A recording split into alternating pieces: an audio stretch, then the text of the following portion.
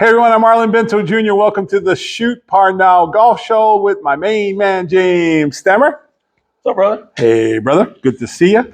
This is the end of the year show, the last show of 2025. It just went by so quickly. Yeah, it really did. It went by so quickly. So fast.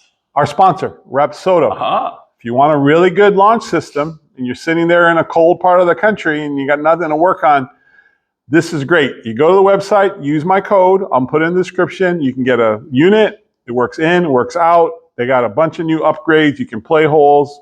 Works on a projector, works on an iPad. Really cool product. Folds up, goes in your golf bag. Easy to use. Really good product. Rapsodo. Thanks for being a sponsor. So, what are we going to do for the end of the year? There's so much stuff going on, but I forgot our party hats are I wore my black. This is my tuxedo.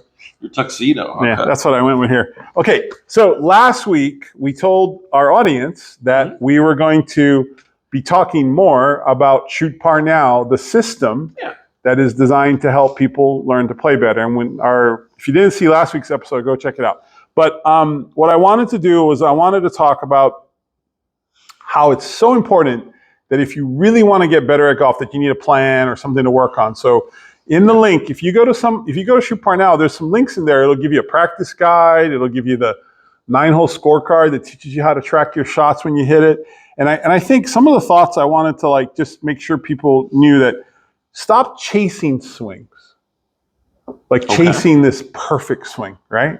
That you don't have to have a perfect. Not possible?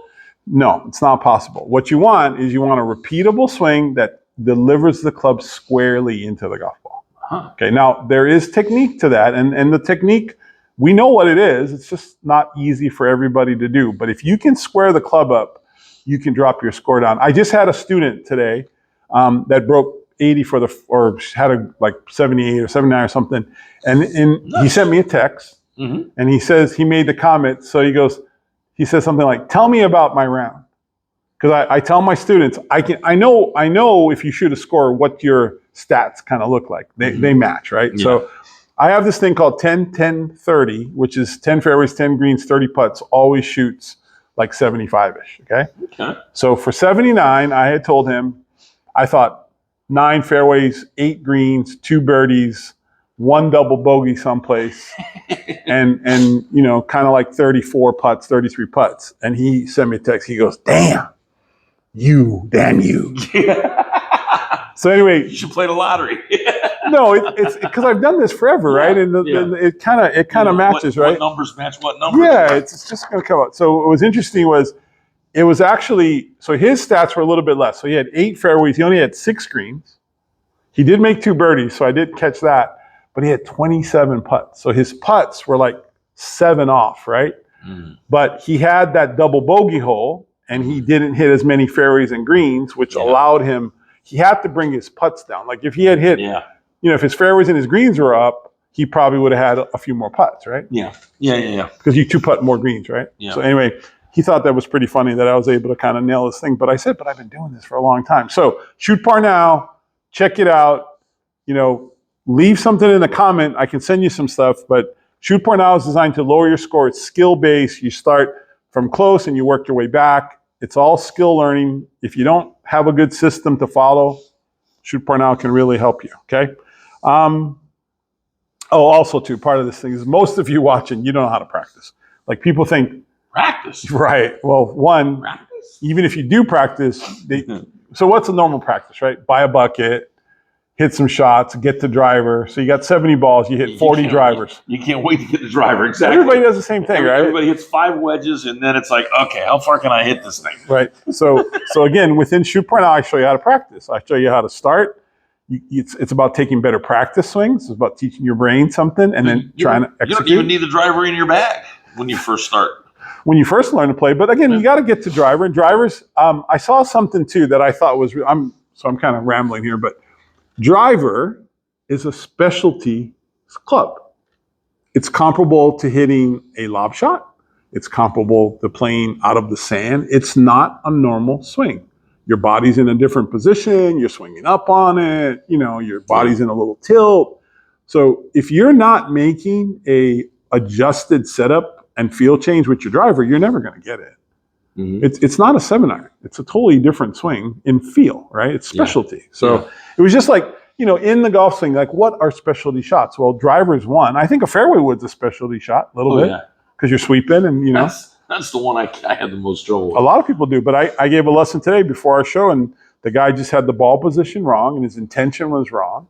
He's trying to hit down on it too hard. He's not letting the club use the sole against the ground, like using it to help you. But, again, if you're not taking lessons, that's fine. But you don't learn that, and you develop a really bad habit. So go to Shoot Point now. It's $60 for the whole year to join the program. You get the app, you get all the stuff. So it's a no-brainer. But it can only lead so many people to the promised land of Shoot Point. Shucks. Lead them to water, but you know what? Can't make them all drink. It's an old horse story, right? So 2025 review. Some of the biggest stories. And you actually hit, before we even started, you already knew some of the ones we were going to talk about. But I think the big thing was how the PGA Tour and the LIV, the noise kind of faded this year, don't you think? It did. A lot of it did, yeah. Because it kind of reached the point where you can't keep doing this. Yeah. And it really wasn't. We want good golf, right? Yeah. And if the LIV's a part of golf, like LIV could be a part of golf, a type of golf. Yeah. It could be an event series. It could be throughout the year just to change up the pace of golf, right? And then, but I really do feel like the players that went to LIV, their games, I did not see them in the majors. I did not see them compete as well. Yeah. Wouldn't you agree? Across the board. Where was Dustin Johnson? Where was any of them? Or was Brooks Koepka? We didn't see him. I mean, we saw Bryson, but he was the outlier of the whole thing. And again, not dominant. I mean, Yeah. good. Yeah. Dominant, no. Scheffler-ish, like dominating LIV. No, because I think my opinion is it's a little soft. It's just 54 holes. It's a party. It's a different vibe. Like you're not. It's frat golf. And again, it's fun to watch, and it kind of play to the audience that's watching golf.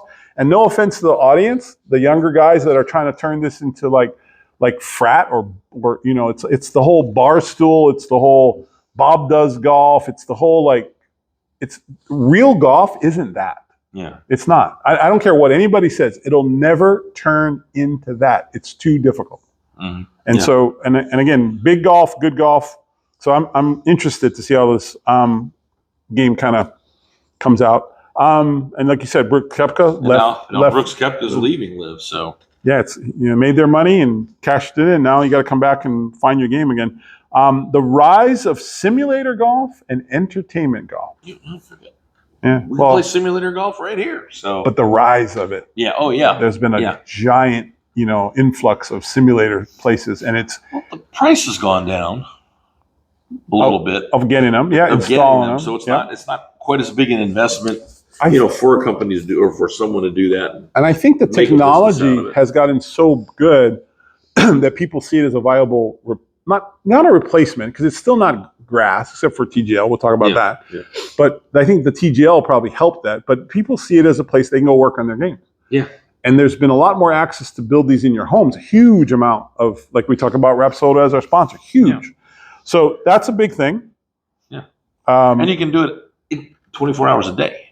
It doesn't matter if it's it can fit if it's raining out. It doesn't matter if it's dark out. It doesn't matter if there's snow on the ground or it's 100 degrees outside. And it's not a gimmick to go work out in a simulator. You say, "Oh, I want to go work out." It's not like, "Oh, that's not real golf." Well, it's pretty darn close. Taking swings and it's getting good data, and it's getting the data off of the ball and the club head and telling you what it is you're doing. And then obviously YouTube is growing like crazy. Mm-hmm. So YouTube golf, social media golf has grown. My channels have grown. Everything has grown, right?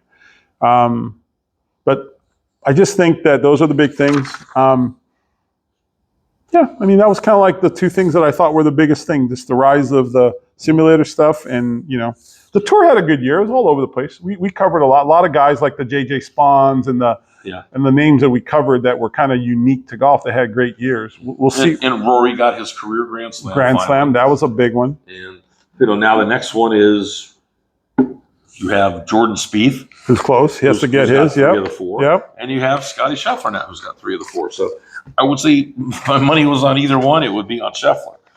to get it before Spieth. But You can never tell. Who knows? Sometimes motivation is a interesting thing. Like Yeah. he might get fired up.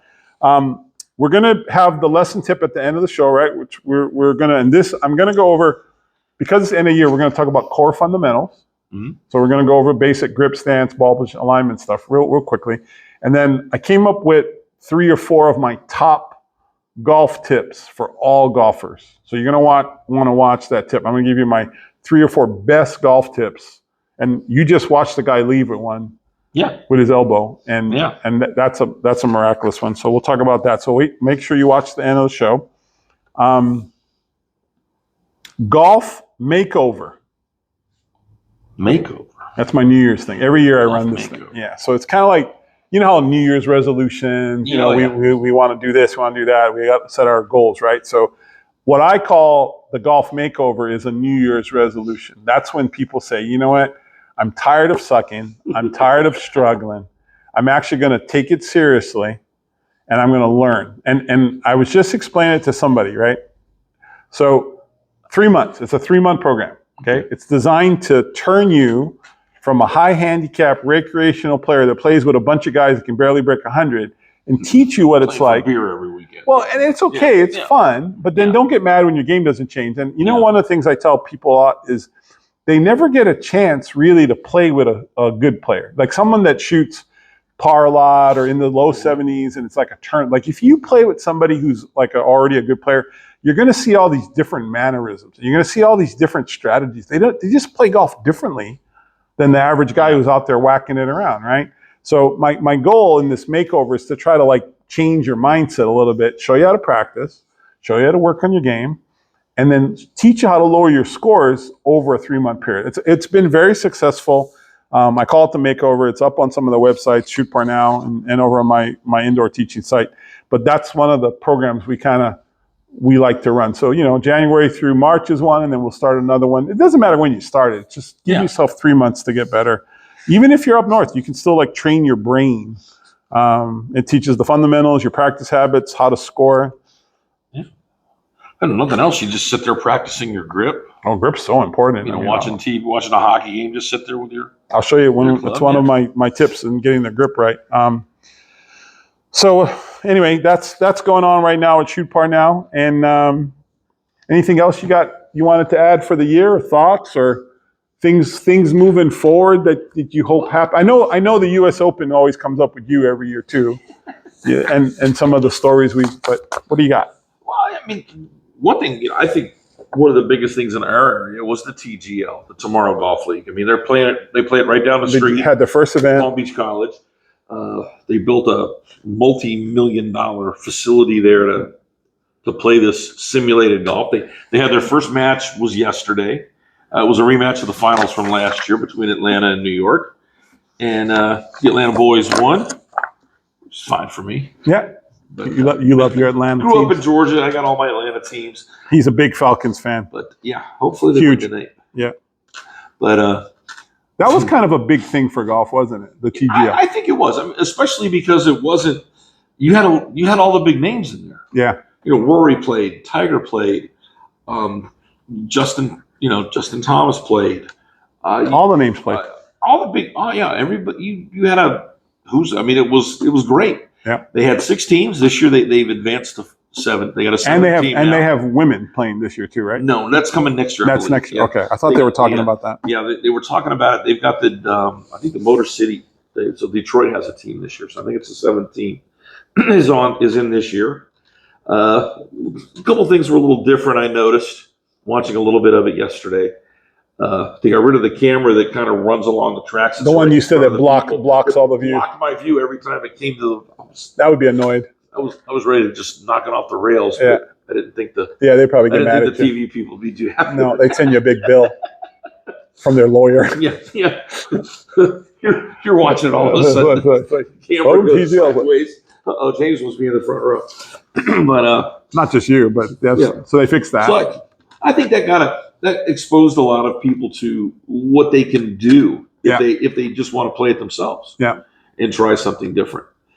A lot of people say, well, the big problem with simulators, there's no putting. Well, what do you do for putting? Well, in this event, They fixed in it. TGL, they do. They got a big, huge green that they Move around, rotate around, angles, yeah. and it can change the undulations on it.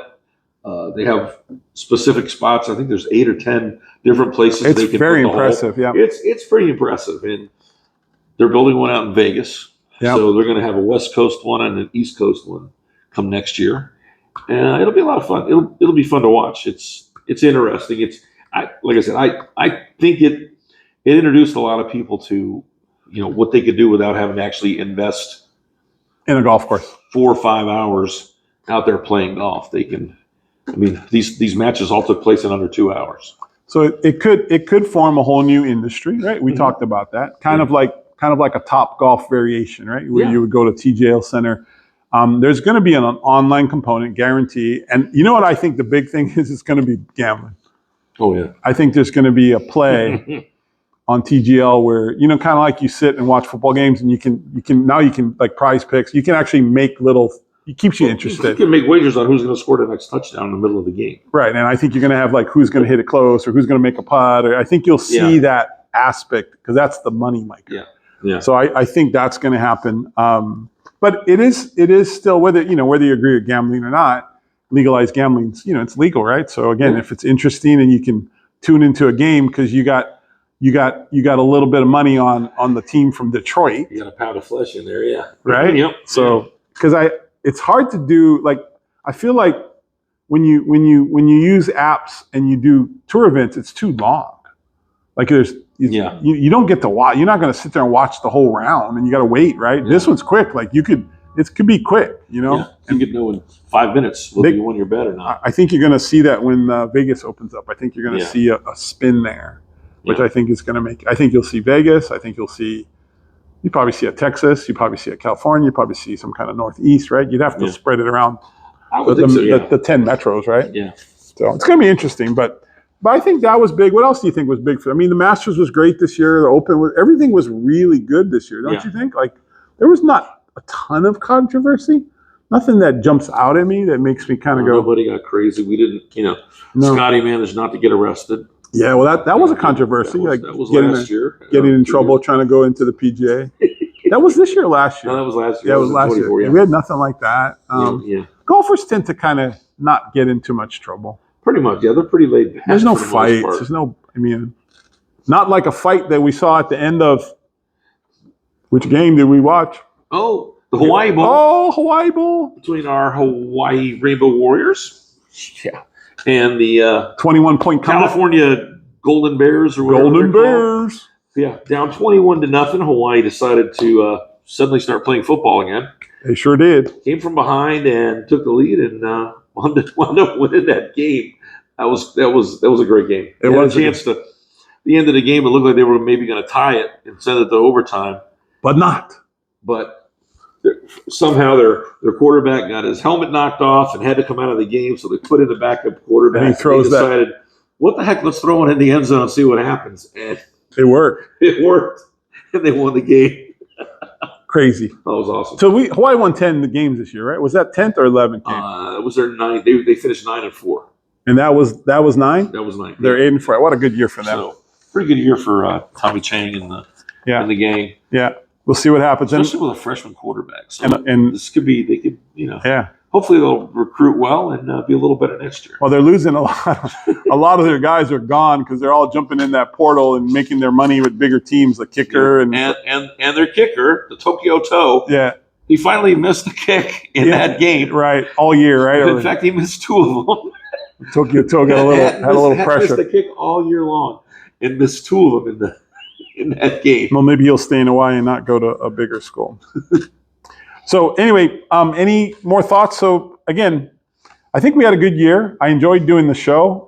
We're going to try to keep. We started it. Yep. Almost a year ago. We've been consistent. January. We've been consistent. Yeah. We're trying, and we really need your help. Comments, shares, likes. If you like the show, we'd love a comment. But we're gonna keep going with the Shoot Parnell theme and kind of work it into the golf season as it comes up. And we're gonna try to share with you a little bit about local stuff if we can, and hopefully, we get some feedback and we can kind of offer more stuff. Got a couple of big things coming up. We got the golf merchandise show coming up in I'm actually going to go this year. You're going to go? I haven't. I went for 20 plus years and I just got tired of it. But this year I need to go because I need to go see some of my sponsors. But you're always there because every time you walk in. There's one aisle I walk down. Yeah. And when they got the copper tech. Oh, you see me on the, yeah, I'm there. There Arlen is on the video board, on the video screen. Running over. It's like, hey, I know this guy. There might be a few other places in there. I think if you went to Divot Board or some of these other, you'll see some of my stuff. So we have some big stuff coming on because I don't think I've even told anybody online yet, but I'm going to be doing work with Tour Striker and performance golf this year. So that's kind of a big news for me. So you'll see me start to promote some of that stuff coming up after. The Tour Striker, they're the guys with the little tiny little head on the club. No, Tour Striker is a brand. It's a full lineup. Yeah. So I'm part of that. It's kind of like part of the team with Martin Chuck. Okay. And so it's kind of like they sell a lot of stuff, and when you get involved with them, I'm just going to promote stuff, and it's going to go. You'll see more of me all over the place. So it's always a good thing. But more Arlen, my favorite Hawaiian. Yeah, favorite Hawaiian out there in the world. Schlepping products to golf. Buy this from me. Whatever it takes. Hey. Yeah. But anyway. You got to do what you got to do. So anyway, hope you enjoy our show for this year. Please check us out next week. It'll be our New Year's 2026 episode. Woo-hoo. See how we commit for that. I don't think we'll.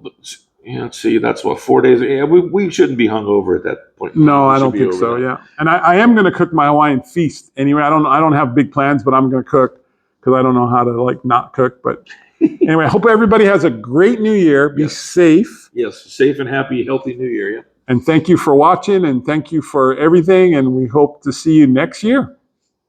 Tune in. Bye-bye.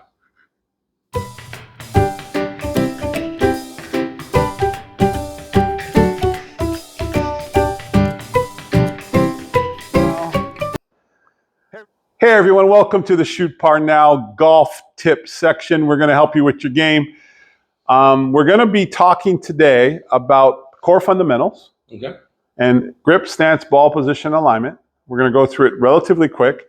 And at the end, I'm going to give you a couple of really good tips that will help you with your game. These are like some of the biggest things that I think help people right away. I call it low-hanging fruit. Okay. So anyway, let's talk about grip, right? So the grip is critical to golf. However, it's confusing, right? Because there's a lot of pros you look and the grips are all over the place, right?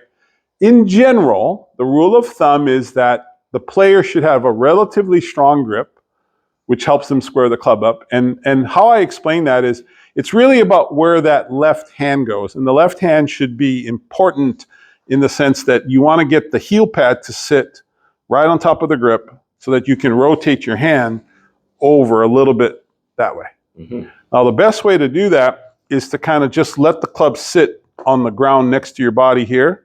So if you were looking at me this way and I put it down to my side, that's how I check my grip. I want this elbow not to be rotated this way, but I want it to rotate a little bit out. Just hanging naturally. Yeah, and just drop the club. And if you bang the club on the ground and the grip is stable in that little heel pad, you can hit the ground pretty hard and it doesn't move. So you try it. Okay. So on the side of your body, put it closer to your body. Yeah, right there. Yeah, and then take your grip. Yeah. Okay. Yep. And if you pick it up and bounce it on the ground, it shouldn't move. No, doesn't seem to. No. Okay, good. So then take your grip and put the right hand on. The right hand and you want the grip to be in the middle of these digits, these second digit in your fingers, right? Everybody's a little different. See, my hands are small, so it'll be a little different, right? Yeah.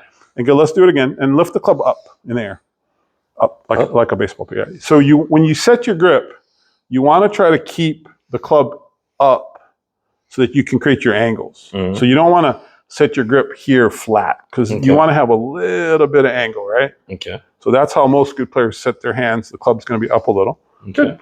And then drop it to the ground. Okay. And then let's put our feet close together.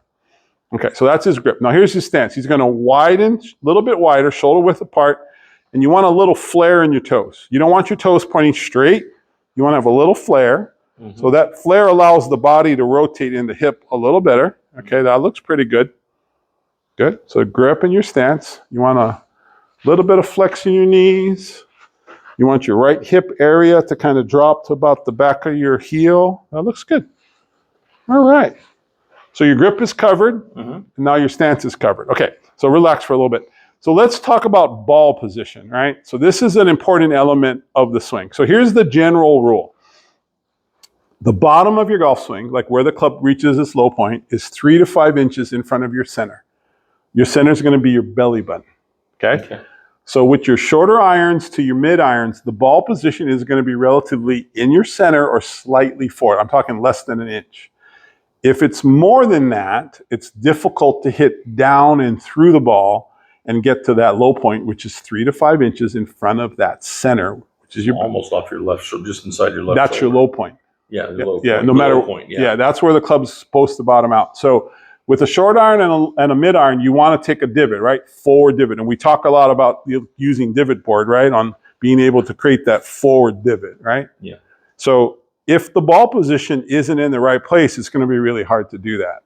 Now, as you get from your short irons into your longer irons, the ball position is going to move forward because you're starting to reach for the ball. As you move away from it and the clubs get longer, the bottom of the arc is going to change a little bit. So as you get into your longer irons, which would be like 5, 4, 3, and this hybrids are included, the ball position should be about 2 inches ahead of center. Okay. And depending on the body and the swing, right? Like I'm saying this with a swing that's relatively on plane and doing most of the things correctly.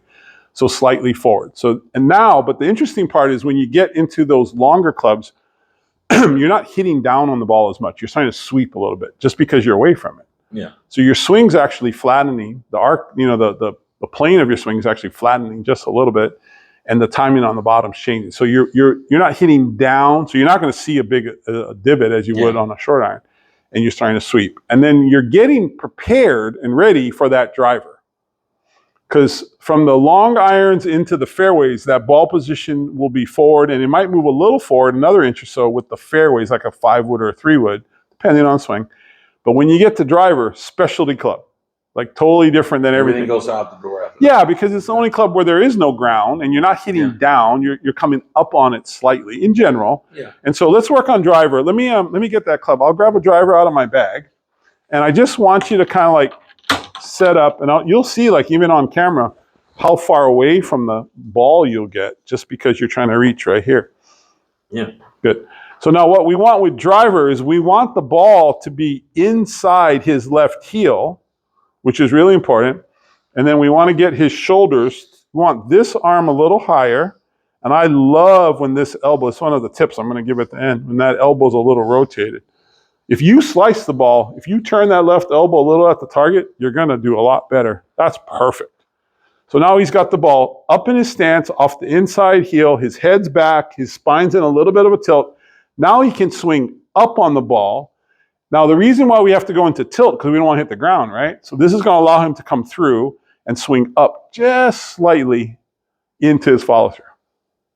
So you want to hit down and through on your short and mids. You want to sweep your long and fairways, and you got to hit up on your driver.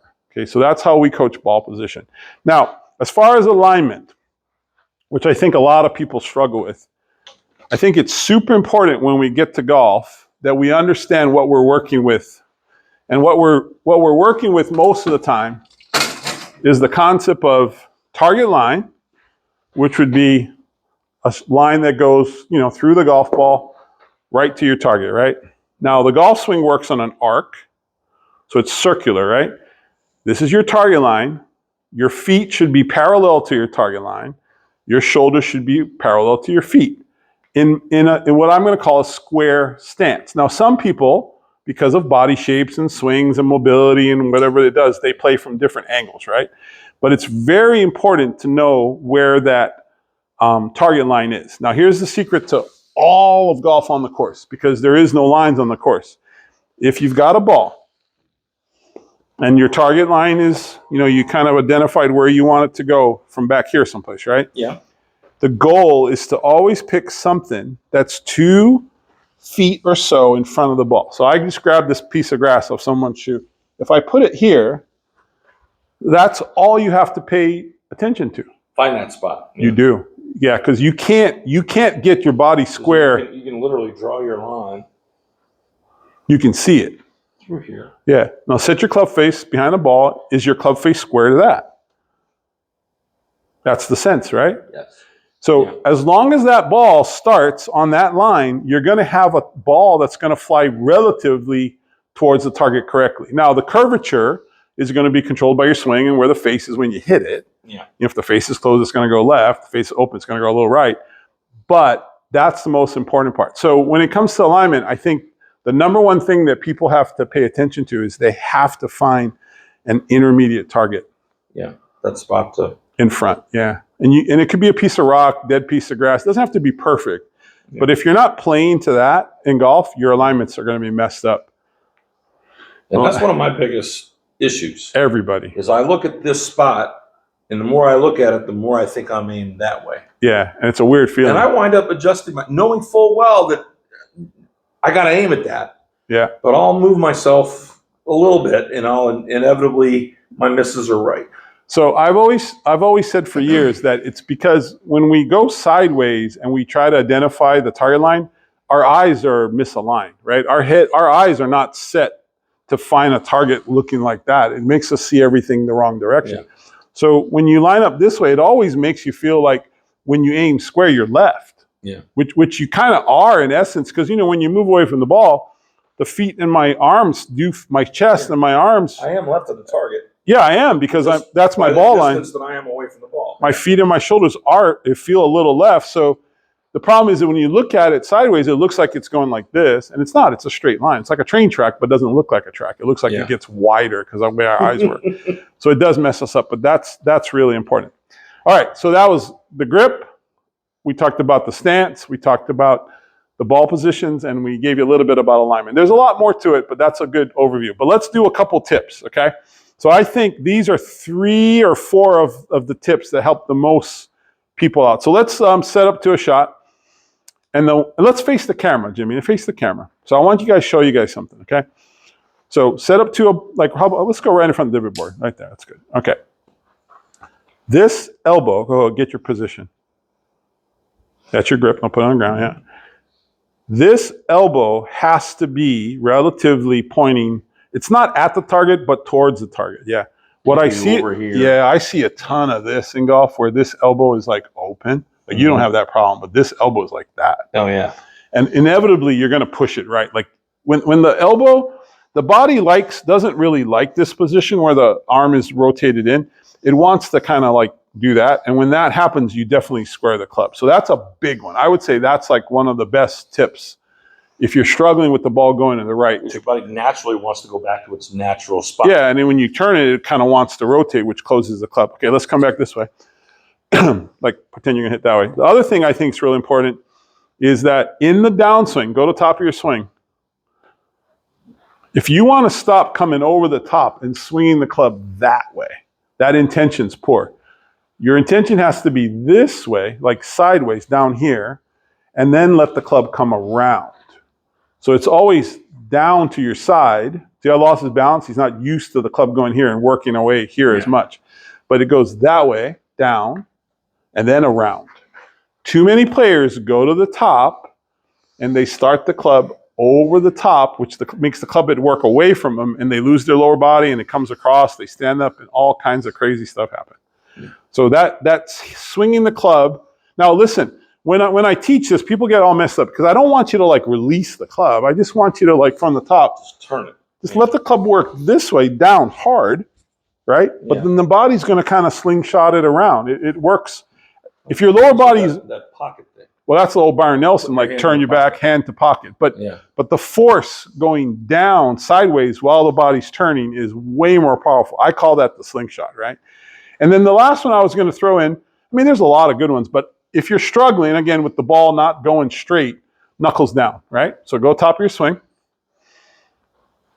If you can't get the face square no matter what you do, this always works. All the way up. And as Jimmy's going to come down, his knuckles are going to turn down a little. Look what his face is doing. It's closing. If you're doing this, it's going right. It's really tough, and then you're going to have to flip it. But in transition, if you can get your hands to, look at his knuckles. They're just turning down a little bit. See that? I mean, you overturn it, you're going to hit a hook too, right? Yeah. But you want to feel like these knuckles rotate down just a little bit if you're struggling with slicing or hitting it way right. So most of these things I just talked about, was designed to help people square the club up at the bottom. I would say the number one thing that people struggle with is squaring the face. That's a big issue. And then it's also tied into the fact that they don't know how to shift and turn their lower body out of the way to allow the club to work properly into the downswing. So that's a little bit more intricate because, you know, shifting and turning is not something that people pick up right away if you haven't done it. But if you practice a little bit, you will get better. But if you're struggling, those 3 tips will help you out a lot. Getting the elbow right, starting the swing to the side of your body, not forward, and then turning your lead arm or your left hand down a little bit into impact. That'll square the face up. So it's kind of a longer tip, but those 3 that I gave you at the end are super helpful. It's a late Christmas present. Merry Christmas. Yeah. Sorry, watch this video, save this video, share this video. Thanks for watching. Leave a comment, really helps. Ask a question. We pull from the comments and we'll do some lessons about it, okay? Anyway, thanks for watching. Have a great new year, and we'll see you guys really soon.